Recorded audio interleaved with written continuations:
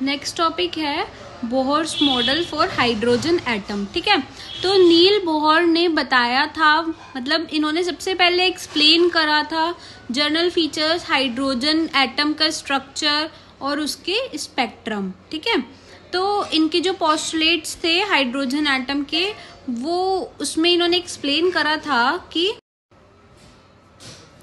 जो इलेक्ट्रॉन होता है हाइड्रोजन एटम का, वो मूव करता है around the nucleus circular path में, मतलब एक फिक्स रेडियस होती है और उसकी एनर्जी होती है उस पाथ की, और उसको बोलते हैं ऑर्बिट्स। ठीक है, ऑर्बिट्स जो है ये स्टेशनरी होती हैं।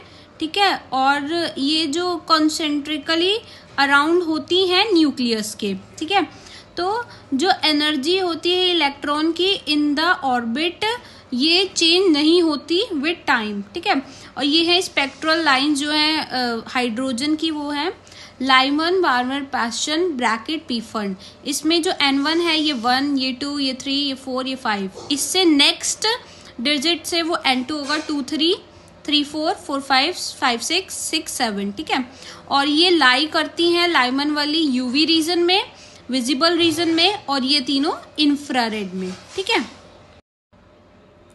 इलेक्ट्रॉन मूव करता है lower stationary state to higher stationary state में जब वो एनर्जी को एब्जॉर्ब करता है, और जब वो एनर्जी को एमिट करता है तो वो आता है हायर स्टेशनरी स्टेट से लोअर में। अगर लो टू हाई जाएगा तो एनर्जी को एब्जॉर्ब करेगा, और अगर हाई टू लो आएगा तो एनर्जी को एमिट करेगा। ठीक है, जो एनर्जी चेंज होती है वो कॉन्टिन्यूस मैनर में नहीं होती। ठीक है, फिर उसके बाद है आपका एंगुलर मोमेंटम।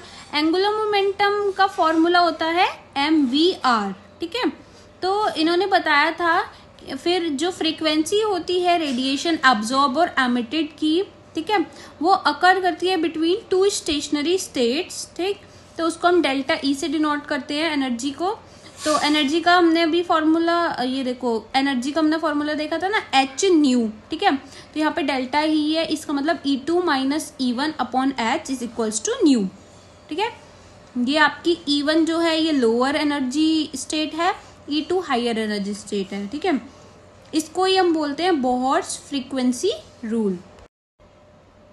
एंगुलर मोमेंटम जो होता है वो होता है mvr, और इलेक्ट्रॉन सिर्फ उन्हीं ऑर्बिट्स में मूव करता है जिनका जो एंगुलर मोमेंटम है वो इंटीग्रल मल्टीपल होता है h अपॉन 2 पाई के। तो mvr is equals to integral multiple, मतलब n h अपॉन 2 पाई। यहाँ पे जो n है ये 1, 2, 3 up to simple whole number कुछ भी हो सकता है। ठीक है, फिर उसके बाद है इन्होंने बताया था जो स्टेशनरी स्टेट होती हैं इलेक्ट्रॉन की, ये नंबर में होती हैं, n is equal to 1, 2, 3 up to infinite. ठीक है, तो इन इंटीग्रल नंबर्स को हम बोलते हैं प्रिंसिपल क्वांटम नंबर। ठीक, फिर उसके बाद जो रेडियाई होती है स्टेशनरी स्टेट की, उसका फॉर्मूला है Rn is equal to n square a naught. a naught की वैल्यू यहाँ पे 529 पिकोमीटर। ठीक है, और जो आपकी रेडियस होती है फर्स्ट स्टेशनरी स्टेट, इसको हम बोहर ऑर्बिट बोलते हैं, वो होती है 52.9 पिकोमीटर।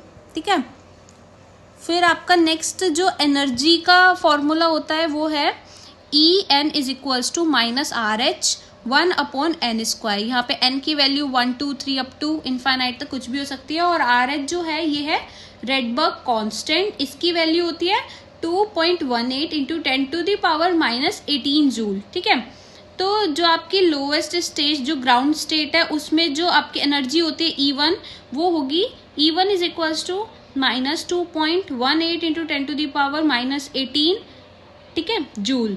क्योंकि यहाँ पे जो n है वो 1 है ना, तो यहाँ पे 1 स्क्वायर तो 1 ही आएगा, तो ये आपकी E1 आ जाएगी।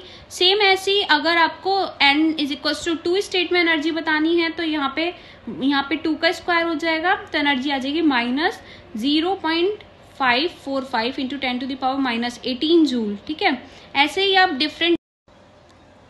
डिफरेंट स्टेट्स की एनर्जी निकाल सकते हो इस फॉर्मूले से, E is equals to minus R 1 upon n square. ठीक है, जो आपकी स्टेट्स होंगी n में वहाँ पे उसकी वैल्यू रखते रहना, और यहाँ पे RH की वैल्यू तो आपको मैंने बताई दी है 2.18 into 10 to the power minus 18 joule.